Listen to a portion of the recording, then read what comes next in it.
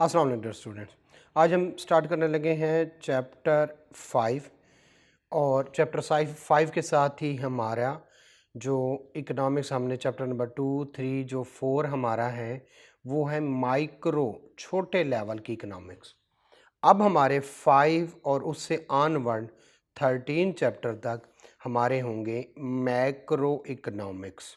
ठीक है, तो हम चैप्टर नंबर 5 स्टार्ट करते हैं मैक्रो इकोनॉमिक्स। सबसे पहले तो माइक्रो और मैक्रो का मैं आपको फ़र्क बता दूं। माइक्रो छोटा लेवल और जो मैक्रो है वो बड़ा लेवल। माइक्रो में हम जो है वो यूज़ करते हैं डिमांड। अब यहाँ पे हम यूज़ करेंगे एग्रीगेट डिमांड, पूरे मुल्क की डिमांड। इसी तरह से हम करते हैं सप्लाई। अब हम करेंगे एग्रीगेट सप्लाई, पूरे मुल्क की सप्लाई। इसी तरह से और काफ़ी सारे कंसेप्ट हैं, जैसे हम करते हैं इनकम, इधर हम कहेंगे नेशनल इनकम। इसी तरह से हम क्वांटिटी लिखते थे एक्स एक्सेस पे, इस साइड पे क्यू टी वाई लिखते थे, क्यू टी वाई। अब हम लिखेंगे नेशनल प्रोडक्ट, नेशनल प्रोडक्ट। ठीक है, ये साथ में मैंने एब्रीविएशन लिखनी है, आपने पूरा लिखने। इसी तरह से हम पहले लिखते थे प्राइसेस या प्राइस, अब हम लिखेंगे जनरल प्राइस लेवल। लिखेंगे पी लेकिन उसका मतलब होगा जनरल प्राइस लेवल, पूरे मुल्क की बात, मैक्रो इकोनॉमिक्स। ठीक है, तो अब हम यहाँ पे आने लगे हैं, डिमांड नहीं बोलना एग्रीगेट डिमांड, सप्लाई नहीं बोलना एग्रीगेट सप्लाई, इनकम नहीं बोलना नेशनल इनकम, इसी तरह से क्वांटिटी नहीं बोलना बल्कि नेशनल प्रोडक्ट, नेशनल आउटपुट, ये सारी चीज़ें। अब आगे चलते हैं। जैसे ही हम मैक्रो इकोनॉमिक्स में दाखिल होते हैं हमें 4 तरह के प्रॉब्लम्स होते हैं। Number 1 economic growth.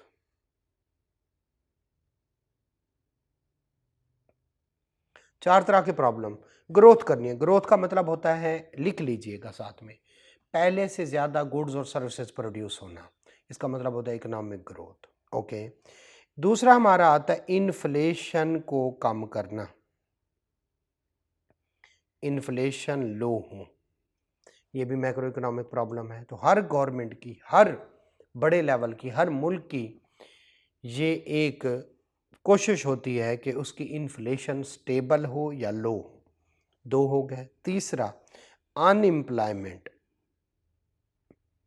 या तो सारे की सारी एम्प्लॉयमेंट हो या जितने भी लोग हैं उनमें से कम अनएम्प्लॉयमेंट हो। ठीक है, तो या तो इसको कम करना या इसको लो करना, ये भी एक होता है। और दूसरा होता है बैलेंस ऑफ पेमेंट को इक्विलिब्रियम करना। बैलेंस ऑफ पेमेंट को क्या करना, इक्विलिब्रियम। और बैलेंस ऑफ पेमेंट होता क्या है, ये वर्ल्ड है, ये पाकिस्तान है। पाकिस्तान अगर दुनिया को कोई चीज़ भेजता है, एक्सपोर्ट कहते हैं, बदले में पैसे आएंगे, डॉलर, पाउंड वगैरह। और अगर हम इंपोर्ट करते हैं तो बदले में पैसे जाएंगे। से हमने इस दफ़ा एक्सपोर्ट की और पैसे आए हमारे पास $100, 100 मिलियन करने, और हमने इंपोर्ट जो की बदले में गए 90 मिलियन, तो हम 10 मिलियन के सरप्लस पे हैं। इसको कहेगा सरप्लस बैलेंस ऑफ पेमेंट। एक और केस मैं उसको ब्लू से लिखने लगा हूँ। हमने दुनिया से पैसे लेने हैं, यानी एक्सपोर्ट की है 10 की और हमने इंपोर्ट कर ली 110 की, तो अब 10 का हमारा डेफिसिट है। अब मैं उसको ग्रीन से लिखने लगा हूँ। तीसरा केस, हमने 100 की एक्सपोर्ट की है और 100 की ही इंपोर्ट की है, तो इसको कहते हैं इक्विलिब्रियम। तो हर एक कंट्री का होता है बैलेंस ऑफ पेमेंट में, इसको करंट अकाउंट भी कहते हैं। आगे जाके बैलेंस ऑफ पेमेंट में इक्विलिब्रियम हो। 4 हमारे प्रॉब्लम और उनको सॉल्व करने के लिए कोशिश होती है, मैक्रो इकोनॉमिक प्रॉब्लम कहते हैं। Number 1 economic growth, number 2 inflation को कम करना, नंबर 2 अनएम्प्लॉयमेंट को कम करना, नंबर 3 बैलेंस ऑफ पेमेंट को बैलेंस रखना यानी इक्विलिब्रियम में रखना, EQ लिखना। क्लियर है? लें जी, हम यहाँ पे आते हैं, चैप्टर नंबर 5 स्टार्ट करते हैं। उससे पहले कुछ लिखा हुआ है कि केन्स था पहला, ठीक है। उसने मैक्रो इकोनॉमिक्स का कंसेप्ट दिया, macro economic objective, macro economic problem भी कहते हैं इनको, ठीक है। 4 तरह के हैं। नंबर 1 इकोनॉमिक ग्रोथ को बेहतर करना, हर कंट्री का ऑब्जेक्टिव होता है पहले से ज़्यादा गुड्स और सर्विसेज प्रोड्यूस हो, पहले से ज़्यादा गुड्स और सर्विसेज प्रोड्यूस हो। नंबर 2 फुल एम्प्लॉयमेंट या लो अनएम्प्लॉयमेंट, ठीक है। ये नीचे लिखा हुआ है, नहीं पढ़ना। अनएम्प्लॉयमेंट के क्या नुकसान होते हैं, अलग से इसका चैप्टर हम पढ़ेंगे। हर कंट्री का, हर गवर्नमेंट का, हर मैक्रो इकोनॉमिक्स पॉलिसी का ये ऑब्जेक्टिव होता है कि फुल एम्प्लॉयमेंट हो और लो अनएम्प्लॉयमेंट हो। इसी तरह से लो इन्फ्लेशन या स्टेबल और equilibrium in balance of payment, यानी export is equal to import हो तो इक्विलिब्रियम ऑफ बैलेंस पेमेंट, ये हमारे मेन ऑब्जेक्टिव है। यहाँ तक क्लियर है? आगे चलते हैं। लें जी, अब जब आगे चलते हैं तो वो कहता है नेशनल इनकम। नेशनल इनकम क्या होती है? ये एक तो 1 ईयर का होता है, पूरे साल की होती है। दूसरा, इसको काउंट किया जाता है मुल्क में। तीसरा, यानी एक मुल्क में 100 बोरी गंदम प्रोड्यूस हुई, क्वांटिटी, इसको नेशनल इनकम नहीं कहेंगे। एक बोरी की प्राइस है 1000 रुपये, इसको भी नेशनल इनकम कहेंगे, सॉरी नहीं कहेंगे। ना क्वांटिटी को नेशनल इनकम कहना है, ना प्राइस को कहना है, बन के इन दोनों को हम मल्टीप्लाई करेंगे तो जो हमें वैल्यू आएगी से 1 लाख, ये हमारी नेशनल इनकम है। It is the looser name given to the market value. Market value से क्या मुराद है? ठीक है, ये मार्केट वैल्यू हो जाएगी। मार्केट वैल्यू क्या होता है? क्वांटिटी नहीं, प्राइस नहीं, इनके दोनों को आपस में मल्टीप्लाई करें तो हमारे पास क्या आती है? National income. तो national income quantity multiplied by यानी मार्केट वैल्यू, ठीक है। इसको फेयर मार्केट वैल्यू भी कहते हैं। तो ये नेशनल इनकम होती है। नेशनल इनकम, नेशनल प्रोडक्ट, ठीक है, ये एक ही चीज़ के नाम है। नेशनल इनकम, नेशनल प्रोडक्ट, ठीक है। इसी तरह से जीडीपी, जीएनपी वगैरह, ये एक ही तरह के नाम है। क्लियर है? ये सारी बातें समझ आती हैं तो आए हम पढ़ते हैं। नेशनल इनकम, वो कहता है it is the loose name we give for the money measure. Money measure क्या? कि क्वांटिटी मल्टीप्लाइड बाय प्राइस, ये मनी में ऑफ ओवर एनुअल फ्लो, पूरे साल का, किसका? गुड्स का भी और सर्विसेज का एन इकोनॉमी। पूरे मुल्क में कितनी गंदम प्रोड्यूस हुई, कितनी ज्वार पैदा हुई, कितनी बाजरा पैदा हुआ, जितनी गाड़ियाँ पैदा हुई, सब की मार्केट वैल्यू ले लो। और चार्टर्ड अकाउंटेंट ने कितनी सर्विसेज दी, टीचर ने कितनी सर्विसेज दी, डॉक्टर्स ने कितनी सर्विसेज दी, इनकी मार्केट वैल्यू ले लें तो हम क्या कहते हैं? नेशनल इनकम है। और पूरे साल की, यस पूरे साल की national income. National income is the market value of all goods and services produced in a country during a given period of time। Usually कितना होता है? 1 साल का। तो पूरे मुल्क में जितनी गुड्स और सर्विसेज प्रोड्यूस होंगी, चीज़ों को, नई नई चीज़ों को नहीं, उनकी प्राइस को नहीं, उनकी market value, quantity multiply price को क्या कहते हैं? National income. अब नेशनल इनकम के बारे में कुछ कंसेप्ट है वो हम पढ़ लेते हैं। National income, national output, national product synonyms है एक दूसरे। National income is the market value of goods and services, हमें पता है। फिर क्या है? It is the only money value of goods and services. असल में चीज़ों को गिनते, प्लस माइनस नहीं करते, बल्कि ये मनी वैल्यू है, ठीक है। चौथे पॉइंट पे बाद पे आते हैं। It is the measure of only 1 year, ठीक है, समझ आ गई। गुड्स और services produce only through legal channel. ज़ाहिर है कोई चोरी करेगा तो वो नेशनल इनकम में लिखवाएगा? कभी भी नहीं, ठीक है। तो लीगल चैनल के थ्रू जो इनकम होती है, जो गुड्स और सर्विसेज प्रोड्यूस होती है, उनको नेशनल इनकम कहते हैं, ठीक है। अच्छा, अब ज़रा देखिएगा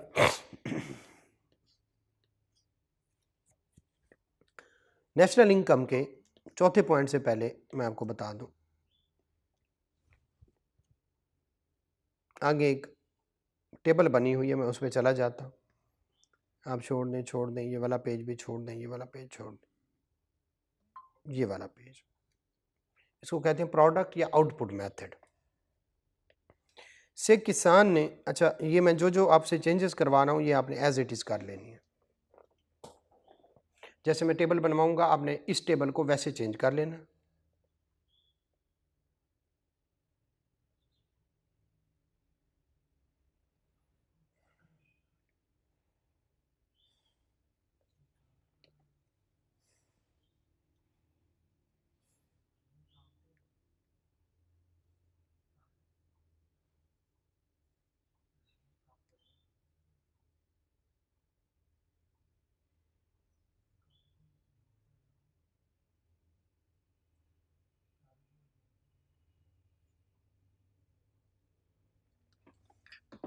चले, अच्छा फार्मर ने यूं समझ लें कोई 0 से चीज़ ली और उसको 10 रुपए का बेचा फार्मर ने, उससे लेगा फ्लोर मिल विलन, उन्होंने 10 की ली और 30 की बेची। इसका मतलब है उन्होंने वैल्यू कितने की ऐड की, 20 की। अब उससे ले गए जो है, इसको शॉप काट दें, बेकरी वाले, डॉन ब्रेड वाले, उन्होंने बेकरी बनाई और उन्होंने 30 की ली और 40 की बेची। उन्होंने 10 का वैल्यू ज़िफ़ किया और उससे ले गया, अब कस्टमर की जगह लिखे गए शॉप वाला, ठीक है, शॉप, उसने 40 की ली और आगे कितने की बेची, 70 की। यहाँ तक समझ आ गए। अब ज़रा देखिएगा एंड पे कितने की बेची, 70 की। अब हम देखते हैं किसने, जी किसान ने 0 की ली, सॉरी 0 से शुरू की और 10 की बेची, तो उसने वैल्यू एडिशन कितने की, 10 की। उससे ली किसने, 10 फ्लोर मिल वाले ने 10 के लिए और 30 की बेची, तो उसने 20 का इजाफा कर दिया।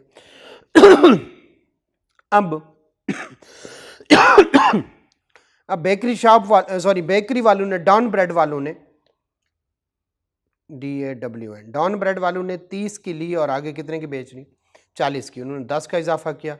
और जो हमारे गली मोहल्ले के दुकानदार या कोई भी, वो उन्होंने 40 की ली और आगे 70 की बेच दी, तो उन्होंने कितने का इजाफा किया, 70 का। अब हमारे पास नेशनल इनकम को कैलकुलेट करने के दो तरीके हैं। अगर हम देखें कस्टमर का एक्सपेंडिचर क्या हुआ है, 70 रुपये, तो इसको कहते हैं एक्सपेंडिचर मेथड। लेकिन अगर 10 + 20 + 10 + 30 इनको भी ऐड कर लें तो कितने हो जाते हैं, 70। यूजली इसको कहते हैं फाइनल लेवल पे इकट्ठा करना। बजाय कि हम वैल्यू एडेड मेथड के थ्रू एक एक चीज़ को इकट्ठा करते फिरें, तो हम किस में सिर्फ फाइनल जो खर्चा हुआ है 70 रुपए का ले लें, तो वैल्यू एडिशन से। तो दो मेथड है, एक है फाइनल गुड को ले लेना, कंज्यूमर का एक्सपेंडिचर ले लेना, ठीक है, और दूसरा मेथड कौन से वाला है, ठीक है, ठीक है, अच्छा ये आपने बना लेना है टेबल को इस तरह से। और दूसरा मेथड कौन सा है कि जनाब हर लेवल पे वैल्यू एडिशन कितनी हुई उसको भी ऐड करते जाएं, तो ये हमारे दोनों एक्सपेंडिचर हो जाएंगे। खैर, अब यूजुअली जो मेथड चलता है वो ये चलता है, क्योंकि ये आसान है, सिंपल, बजाय कि हर लेवल पे इकट्ठे करते हैं, फाइनल। तो अब हम चलते हैं उस चौथे पॉइंट पे, और चौथा पॉइंट क्या कहता है, ओनली, इसका चौथा point, only final goods and services will be taken into accounts, ठीक है। अच्छा ये भी हमें समझ आ गई। अब हम चलते हैं अपने नेक्स्ट कंसेप्ट जी।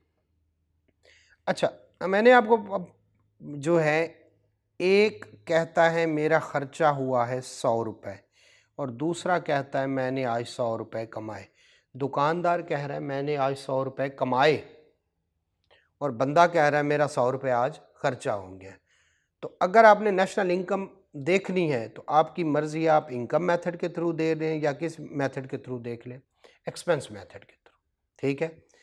अब जब हम इनकम मेथड के थ्रू जाते हैं तो और तरीका है, और एक्सपेंस के थ्रू जाते हैं तो और तरीका है। पहले हम एक्सपेंस के थ्रू शुरू करते हैं, ठीक है। एक्सपेंस जो है वो यूजुअली होती है willing and able two by, यानी डिमांड, यानी एग्रीगेट डिमांड, ठीक है। अब रिस्टार्ट हुआ, अच्छा चलिए, एग्रीगेट डिमांड, ठीक है। अब एक्सपेंस मेथड के थ्रू, फिर इनकम मेथड के थ्रू भी आए। जब हम एक्सपेंस मेथड के थ्रू जाते हैं तो हम कहते हैं एक बंदा जो विलिंग और एबल टू बाई है, तब हम डिमांड कहते हैं, यानी एक्सपेंस कहते हैं, यानी मेरे खर्चा हो गया। अब जब एक्सपेंस है तो एक एग्जांपल लीजिएगा कि जी मैंने 3 लाख रुपया राइस से लेना है। अब इसको गौर कीजिएगा, ये आगे थ्रू आउट काम आएगा आपके। यानी 3 लाख रुपया मैंने किससे लेना है? राइस से लेना। ओके, वो मुझे देंगे 10% टैक्स डिडक्ट करने के बाद। 30,000 रुपया उन्होंने टैक्स डिडक्ट कर लिया, जी ठीक है। 2,70,000 रुपया मुझे दे दिया। अब मेरी इनकम कितनी है? 3 लाख। मेरा पर्सनल टैक्स कितना है? 30,000। मेरी डिस्पोजेबल पर्सनल इनकम कितनी है? 2,70,000। ये तो मुझे पता चल गया। अब इस 2,70,000 को या मैं कंज्यूम करूंगा या मैं सेव करूंगा। इसका मतलब ये हुआ कि पहला जो खर्चा होता है वो होता है बंदे की कंजम्पशन, यानी सी। ओके, अच्छा ये बताएं, जो मैं सेव करूंगा वो मैं अपने पास रखूंगा या बैंक के पास ले जाऊंगा? मैं बैंक के पास ले जाऊंगा कि मुझे कुछ इस सेविंग से क्या मिल सके? इंटरेस्ट मिल सके। एक तो हमने सी निकाल लिया, इंटरेस्ट मिल सके। मैं बैंक को दूंगा और बैंक क्या करेगा? बैंक अपने पास पैसा रखेगा? कभी भी नहीं। बैलेंस जो बैंक जो है, ठीक है, कोई एक ऐसी चला लें, कोई एक ऐसी चला। अच्छा, बैंक जो है वो इस सेविंग को किसी बिजनेसमैन को देगा, और बिजनेसमैन जिसने कैपिटल खरीदना हो, तो अल्टीमेटली ये मेरी सेविंग जो है ये किस में चेंज हो जाएगी? इन्वेस्टमेंट में। ओके, और इन्वेस्टमेंट भी एक खर्चा होता है। मैं अब इसको कंसेप्ट को थोड़ा फिर से लेके चलता हूँ। भाई एक बिजनेसमैन ने कैपिटल लेना है, कहाँ से ले? जी उधर वाले चलाने। ओके ठीक है, बिजनेसमैन ने एक कैपिटल लेना है, कहाँ से ले? बैंक से कर्जा लेता है। बैंक कर्जा कहाँ से देता है? हम जो सेविंग करते हैं वो बैंक के पास जाती है और बैंक वही कर्जा दे देता है। तो मैंने जो सेविंग की थी वो किस में चेंज हो गई? इन्वेस्टमेंट में। अब इन्वेस्टमेंट क्या है? अगर मैं एसी खरीदूं तो ये मेरी कंजम्पशन है, अगर मैं एसी बनाने वाली मशीन खरीदूं तो ये मेरी इन्वेस्टमेंट है। तो दूसरा मेरा जो पैसा लगा वो किस पे लगा? इन्वेस्टमेंट। अब तीसरे पे आते हैं। ये जो गवर्नमेंट ने मुझसे 30,000 रुपए टैक्स लिया, ये गवर्नमेंट कल को खर्चा करेगा, उसको कहते हैं जी गवर्नमेंट स्पेंडिंग।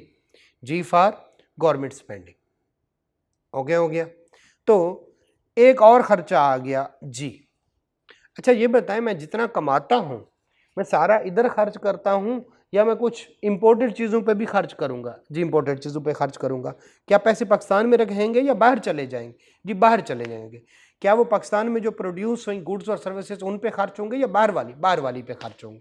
लिहाजा हम इंपोर्ट को माइनस कर देते। अच्छा ये बताएं, जो गुड्स इधर बनी वो यहीं पे सेल होंगी या बाहर चली जाएंगी?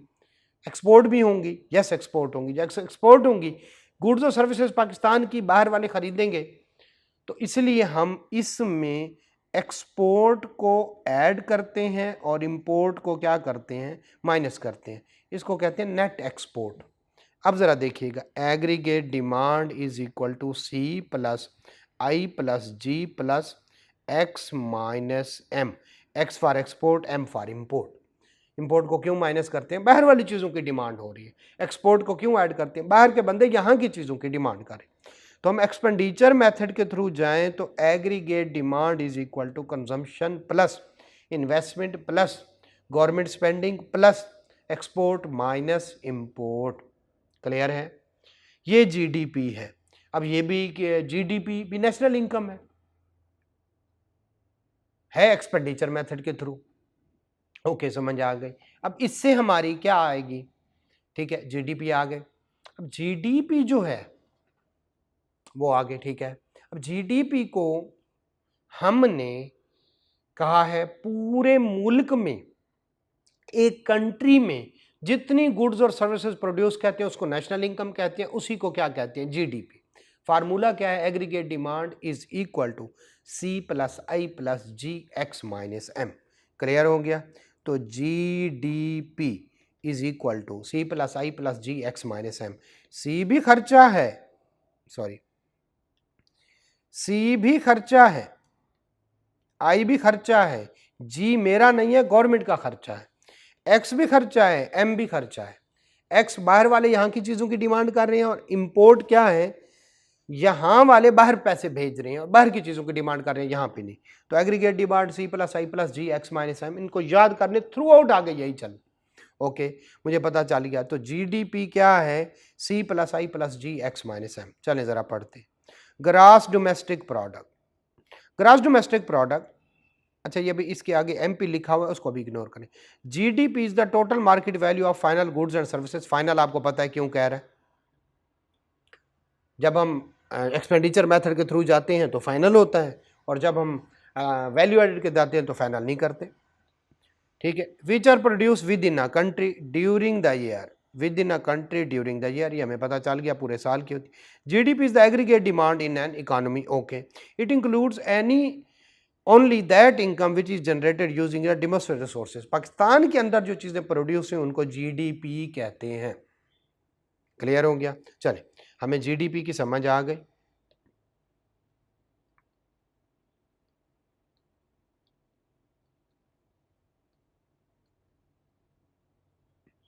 ये वाली बात समझ आ गई, जीडीपी। ओके, अब जीडीपी मुल्क के अंदर प्रोड्यूस होने वाली चीजें, जीडीपी, जीडीपी मुल्क के अंदर प्रोड्यूस होने वाली चीजें जीडीपी। लेकिन ये बताएं, जो मुल्क के अंदर चीजें प्रोड्यूस होती हैं सिर्फ पाकिस्तानी करते हैं? नहीं, ये पाकिस्तानी भी होंगे प्लस फॉरेनर भी होंगे। जैसे हमारी कोई बैटिंग कोच आया हुआ है बाहर से, और वो जनाब इधर से पैसे लेता है, बाहर भिजवा देता है। कोक है, कमाते यहाँ पे हैं, पैसे आप पे पीछे अमेरिका वगैरह भेज देते हैं। तो इसका मतलब है जीडीपी कोई अच्छी इकाई नहीं है। इसी तरह से आ रहा है? ओके, इसी तरह से कोई अब्दुल शकूर साहब हैं, वो सऊदी अरब रहते हैं, लेकिन पैसे कहाँ पे भेजते हैं? पाकिस्तान। पाकिस्तान में जीडीपी में यानी नेशनल इनकम में एंट्री तो हो रही है, लेकिन वो जीडीपी में नहीं आ रही। लिहाजा उन्होंने कहा भाई जीडीपी जो है ना, एक ग्रॉस नेट बात नहीं है, ग्रॉस बात है। ठीक है, तो उन्होंने कहा क्या करो, उन्होंने कहा भाई जीडीपी में जो फॉरेनर इनकम है उसको लेस कर दो। इसका मतलब है जो गैरी क्रिस्टन पाकिस्तान से कमाएगा उसको लेस कर दें। कोक जो यहाँ से प्रॉफिट लेके जाएगी वो लेस कर दे, तो फॉरेनर इनकम लेस कर दें।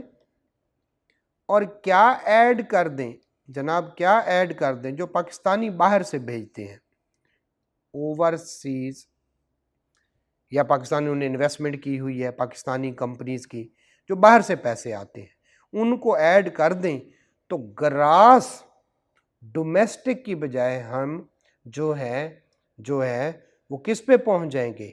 ग्रास नेशनल प्रोडक्ट पे। अब सिर्फ पाकिस्तानियों की इनकम होगी। तो जीडीपी में जो इधर वाले लोग हैं उनकी इनकम को जो है, तो मैं मिक्स कर गया दोबारा से, जीडीपी में जो बाहर के लोग यहां से कमा के बाहर भेजते हैं उनकी इनकम को लेस कर दो, और जो पाकिस्तानी कनाडा में, अमेरिका में, सऊदीया में, यूएई में बैठे हैं और वहां से कमा कमा के भेजी जा रहे हैं उनकी इनकम को क्या कर दो? ऐड कर दो। तो जीडीपी में जब ये ऐड लेस हो जाएगा तो हम पहुंच जाएंगे जीएनपी पे। इसको कहते हैं ग्रॉस नेशनल प्रोडक्ट। ये वाली बात समझ आ गई? ठीक है जी, ग्रॉस नेशनल प्रोडक्ट की हमें समझ आ गई। अब उन्होंने गौर किया कि मुल्क के अंदर जितनी चीज़ें प्रोड्यूस होती हैं वो जीडीपी, और सिर्फ मुल्क वाले जो प्रोड्यूस करते हैं जीएनपी।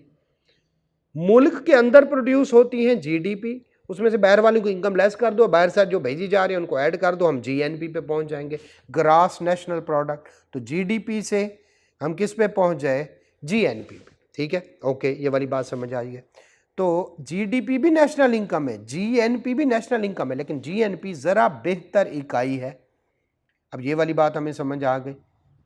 अब वो अगली बात करते हैं, वो कहते हैं ये बताएं एक मुल्क में पूरे साल के दौरान जितनी गुड्स और सर्विसेज प्रोड्यूस होती हैं वो क्या कहती हैं?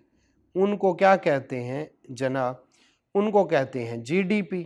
बाहर वालों की इनकम लेस कर दें और पाकिस्तानी जो बाहर से भेज रहे हैं वो ऐड कर दें, तो हम किस पे पहुंच जाएंगे? जीएनपी पे। लेकिन वो कहती है एक एसी जो इस मुल्क में प्रोड्यूस हुआ 1 जनवरी को, क्या वो जीडीपी में आना चाहिए? यस। क्या वो जीएनपी चाहिए? यस। लेकिन वो कहते हैं लेकिन हम तो पूरे साल का लेते हैं, और साल कब खत्म होता है? 31/12/2024 को। जैसे ही साल खत्म हुआ, बताएं वो एसी जो 1 जनवरी को बना था और किसी ने जाके लगा लिया अपने घर में, क्या वो साल जब खत्म होगा क्या वो उतने का होगा? नहीं, उसकी वैल्यू कम हो जाएगी। जब वैल्यू कम होती है उसको कहते हैं डेप्रीसिएशन, या उसको कहते हैं कैपिटल कंजम्पशन। यस, अब हम सही पहुंचे। तो जीएनपी में से माइनस कर दें क्या? डेप्रिसिएशन, या उसका दूसरा नाम क्या है? Capital consumption. अब हमारे पास वैल्यू ठीक आ गई है। जब ये हम माइनस कर लेंगे किससे? जीडीपी से, तो हमारे पास जाएगी नेट नेशनल प्रोडक्ट। क्या आ जाएगी हमारे पास? Net national product. तो यस, जीडीपी मुल्क के अंदर पैदा होने वाली चीजें, जीएनपी, जीएनपी जो बाहर वाले इनकम भेज रहे हैं, पाकिस्तानी हैं, बाहर है, पाकिस्तानी बाहर से भिजवा रहे हैं, पाकिस्तानी कंपनीज की बाहर से इनकम आ रही है, उनको ऐड कर दें। और जो यहाँ पे फॉरेनर पाकिस्तान से कमाते हैं बाहर भेज देते हैं, उसको लेस कर दें, तो हम पहुंच जाएंगे। अच्छा, ये जो फिगर होती है ना, फॉरेनर की इनकम निकाल देना, पाकिस्तानी को ऐड करना, इसको बाज़ दफ़ा नेट प्रॉपर्टी इनकम भी कहते हैं, नेट फॉरेन इनकम भी कहते हैं, और नेट प्रॉपर्टी इनकम भी कहते हैं।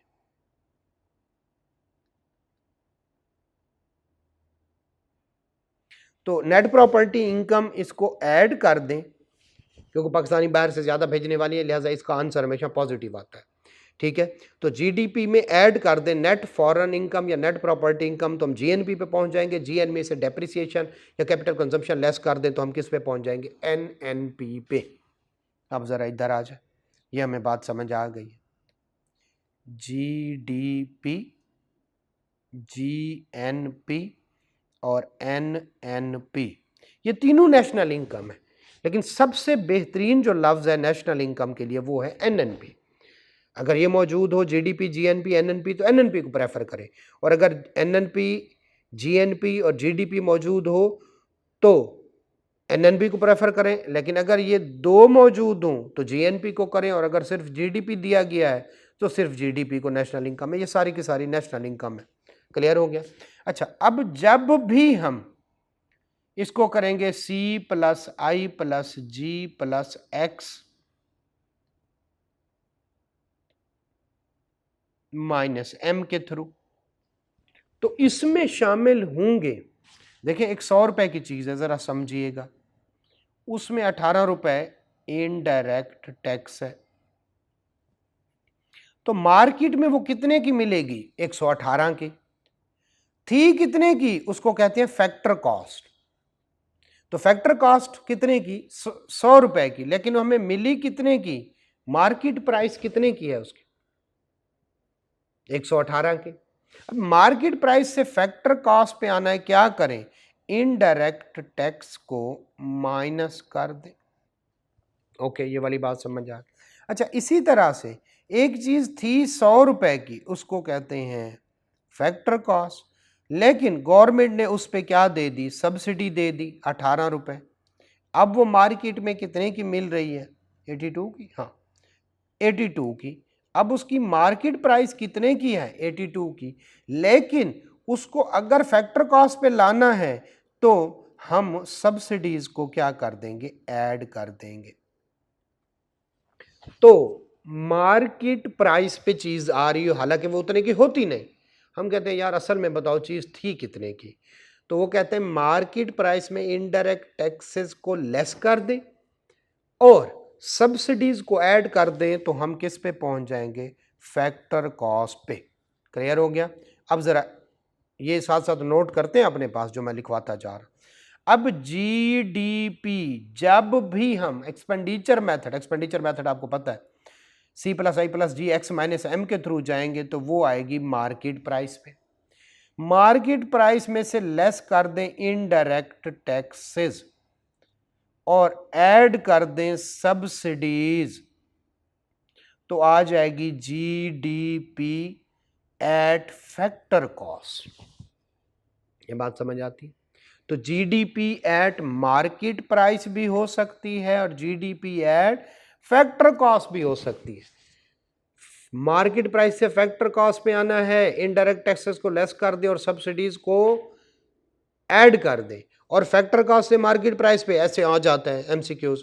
तो क्या करेंगे, फैक्टर कॉस्ट से मार्केट प्राइस पे जाना है, सब्सिडीज को क्या कर दें, लेस कर दें और इनडायरेक्ट टैक्सेस को ऐड कर दें। हम किस पे पहुंच जाएंगे, जीडीपी एट मार्केट प्राइस। तो जीडीपी हमेशा मार्केट प्राइस में दिया गया होता है जब एक्सपेंडिचर मेथड के थ्रू आते हैं,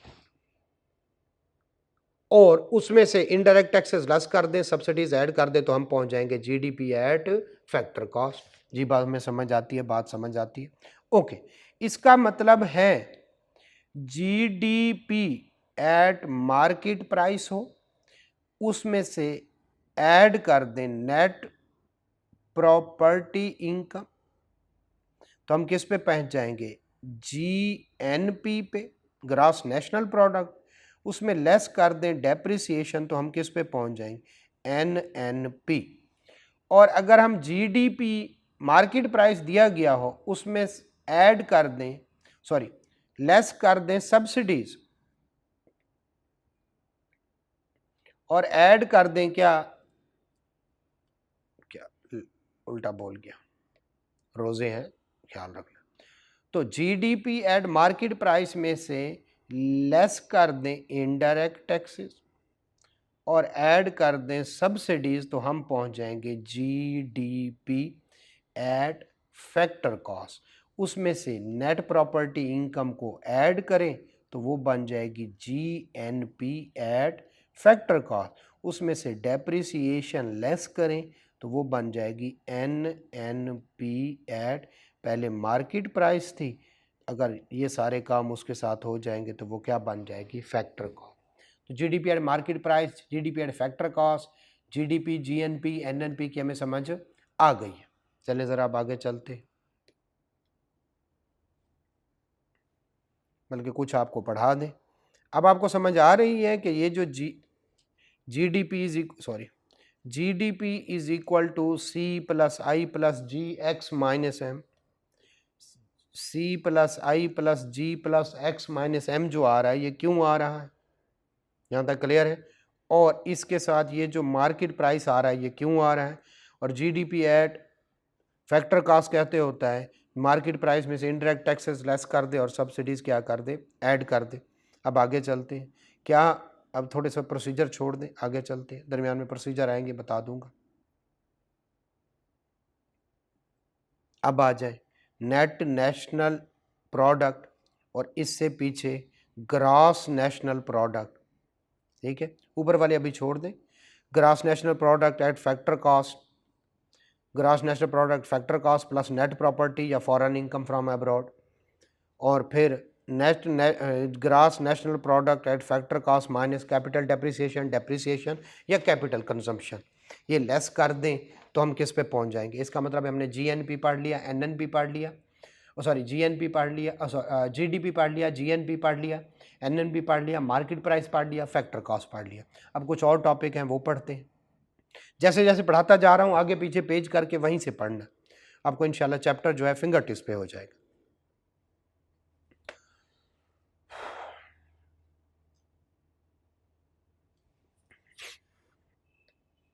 अब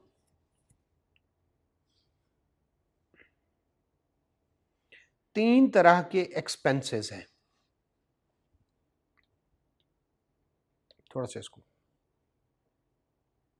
सी plus I plus G X minus M, उससे एक्सपेंडिचर मेथड के थ्रू क्या आ जाती है जनाब। अब इसी तरह से जीडीपी, जीएनपी या एनएनपी को अल्टीमेटली अगर हम कहें तो नेशनल इनकम को कैलकुलेट करने के लिए तीन तरह के थे। एक एक्सपेंडिचर मेथड है वो अभी हमने पढ़ लिया, सी plus I plus G X minus M, ये तो हमने पढ़ लिया।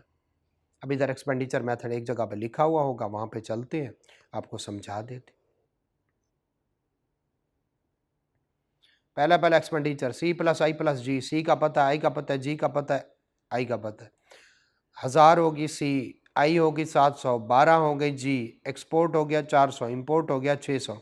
कितना आया? जीडीपी एट मार्केट प्राइस, उसमें से लेस किए इनडायरेक्ट टैक्सेस 500 और सब्सिडीज ऐड कर दी 300 की, तो 2500 हमारी क्या आ गई? एक्सपेंडिचर मेथड के थ्रू जीडीपी आई। क्या हम कैलकुलेट कर लेंगे? यस, हम कैलकुलेट कर लेंगे। आगे चलते हैं।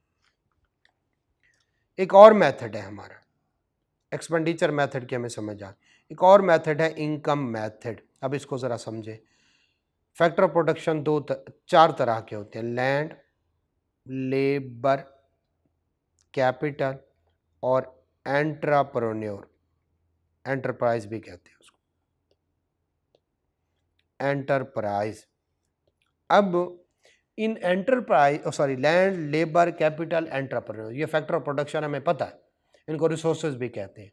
अब जो फैक्टर प्रोडक्शन देता है वो बदले में, फैक्टर प्रोडक्शन जो देता है वो बदले में कोई रिवार्ड लेता है, उनको कहते हैं रिवार्ड या income of factor of production.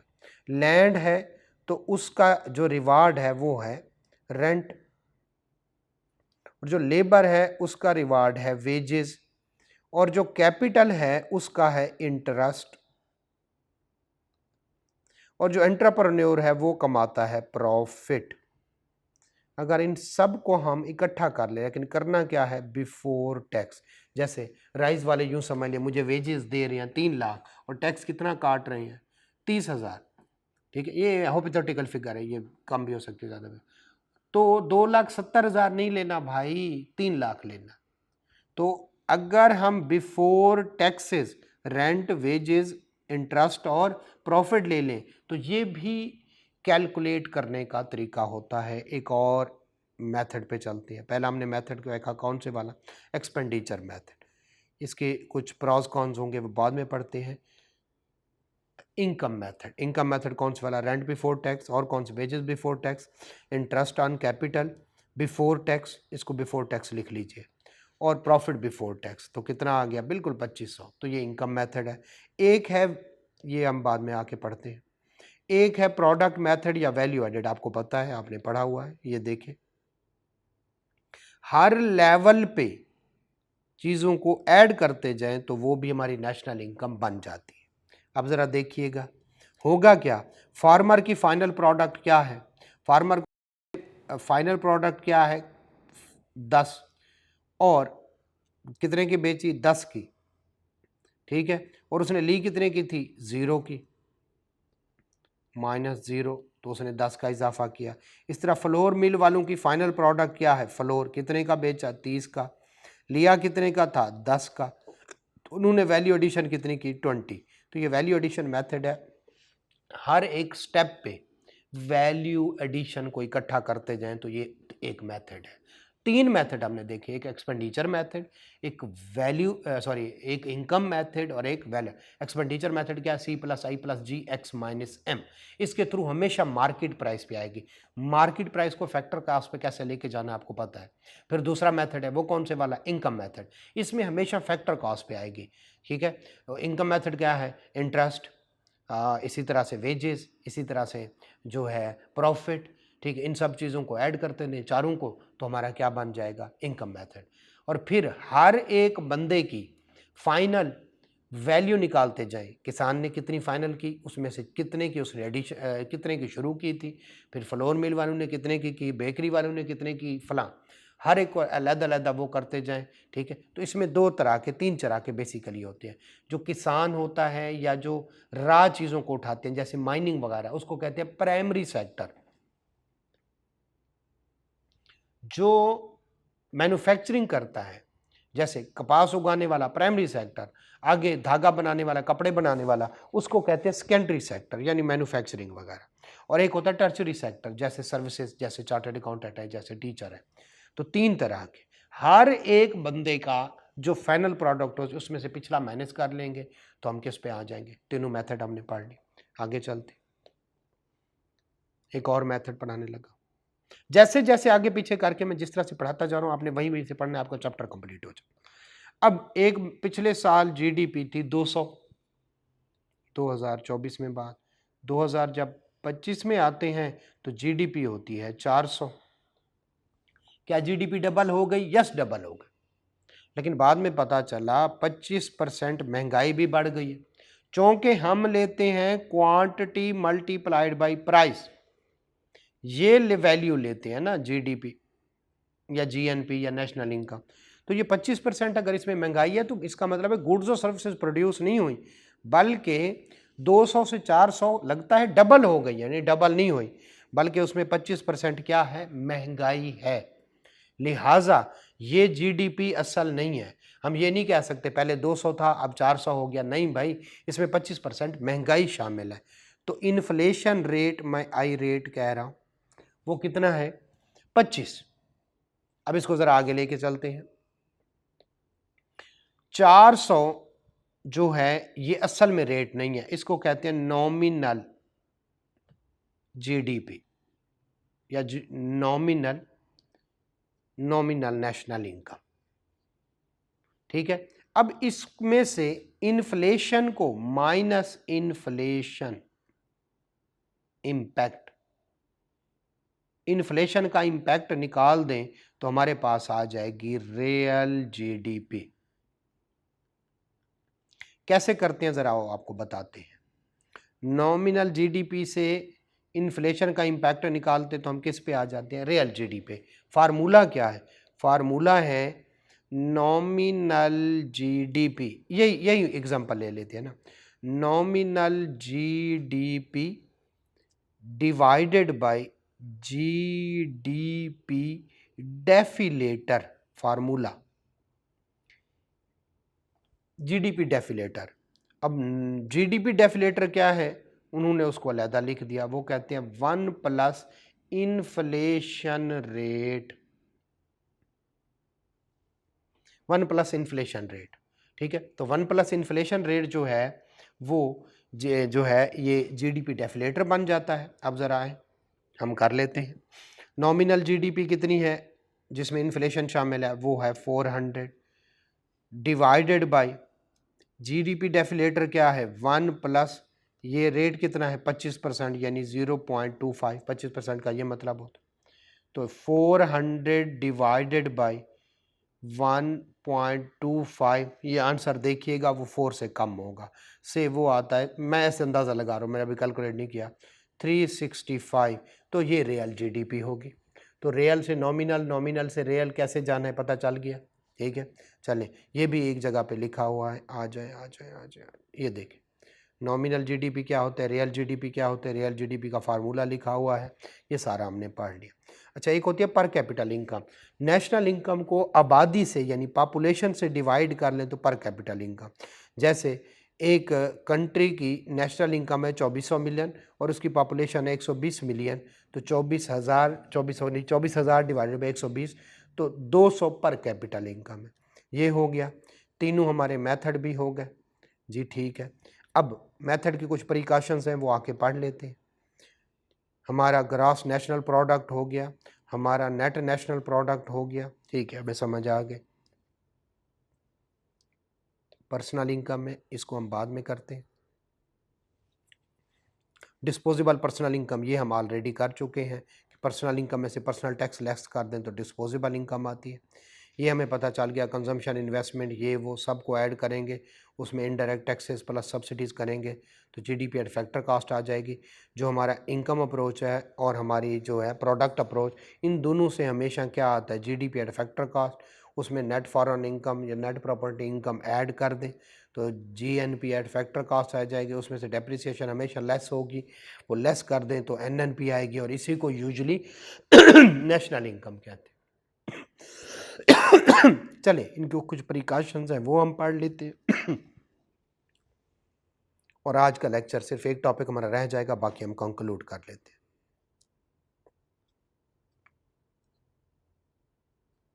आ जाए जी, हमने मेथड पढ़ा एक्सपेंडिचर। इसमें कुछ चीज़ों का ख्याल रखना है। नंबर 1, एक चीज़ 2 दफ़ा ऐड ना हो, 2 दफ़ा ऐड हो जाएगी तो नेशनल इनकम की। दूसरा, सिर्फ न्यू चीज़ों पे जो खर्चा करें वो करें। एक बंदे ने एक शोरूम से गाड़ी खरीदी, एक बंदे ने खरीदी, दूसरे ने, हमने दोनों को ऐड कर दिया, जबकि एक गाड़ी जो है 2023 मॉडल है और एक 2024 है।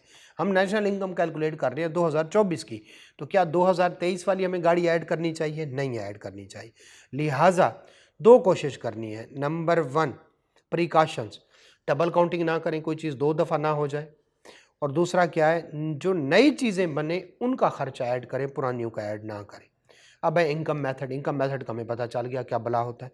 इसकी कुछ प्रिकॉशंस हैं वो पढ़ने लगे हैं। ट्रांसफ़र पेमेंट का ख्याल करें। ट्रांसफ़र पेमेंट ऐसी पेमेंट्स होती हैं जिसके बदले में हम कोई सर्विस नहीं देते, जैसे पेंशन। यूजुअली तो हम कमाते हैं और उसके बदले में गुड्स और सर्विसेज प्रोड्यूस होती है, इनकम बढ़ती है, लेकिन ट्रांसफ़र पेमेंट को ऐड नहीं करना। ट्रांसफ़र पेमेंट कौन सी होती है? जो हमें फ्री ऑफ कॉस्ट मिलती है, जैसे पेंशन है, जैसे ज़कात है, जैसे सदकात है, इनको ऐड नहीं करना, पहला प्रिकॉशन। दूसरा, इलीगल एक्टिविटीज़ के थ्रू जो चीज़ें होती हैं उनको भी ऐड नहीं करना। डेफिनेटली इलीगल एक्टिविटी से जो चीज़ें आएंगी तो उनको ऐड नहीं करना। तो दो तरह की इनकम ऐड नहीं करनी इनकम मेथड में। एक ट्रांसफ़र पेमेंट ऐसी पेमेंट जिसके अगेंस्ट गुड्स और सर्विस नहीं, और दूसरा कौन से वाला, जो लीगल एक्टिविटी के थ्रू चीज़ें हम वो करें, अर्न करें इनकम, उसको हमने ऐड करना है, बाकी चीज़ों को ऐड नहीं करना। आगे चलते हैं। प्रोडक्ट मेथड हमने पढ़ लिया। इसकी प्रिकॉशंस एक तो वही है, अवॉइड डबल काउंटिंग। दूसरा, कुछ ऐसी गुड्स और सर्विसेज होती हैं जो फ्री ऑफ कॉस्ट होती है, नीचे नहीं पढ़ना आपने, जैसे मदर घर पे काम करती है, उसकी तो कोई फेयर मार्केट वैल्यू नहीं, लिहाजा उसको भी ऐड, मदर की सर्विसेज को नहीं करना। इसी तरह से ब्रदर या फादर, आपको पिक एंड ड्रॉप करना आता है, आम बंदा पिक एंड ड्रॉप करने आए तो आपसे पैसे लेगा, लिहाजा फादर की जो कोई सारे पैसे सर्विस तो दे रहा है लेकिन उसको ऐड नहीं करना। तो goods and services render free of cost add नहीं होती। इसी तरह से ओल्ड यूज़ या जो है वो ऐड नहीं करनी। ये बिल्कुल वही पॉइंट है न्यूली प्रोड्यूस गुड्स वाला, वही ऐड करनी। अच्छा, ये वैल्यू एडेड अप्रोच वो कहता है 2 दफ़ा चीज़ ऐड नहीं करती, तो प्रिकॉशंस यहाँ पे ख़त्म हो गई हैं। और ये एडवांटेज है वैल्यू एडेड अप्रोच का। This method of computing national income help us avoid double counting. तो ये एडवांटेज है बेसिकली, तो हम इसको एज एन एडवांटेज ही लिखेंगे। तो यहाँ तक जो है प्रिकॉशंस हैं 3 पॉइंट, और ये वाला जो है कौन से वाला, ये एडवांटेज है। नहीं जी, तकरीबन हमारा चैप्टर ये कंप्लीट हो गया।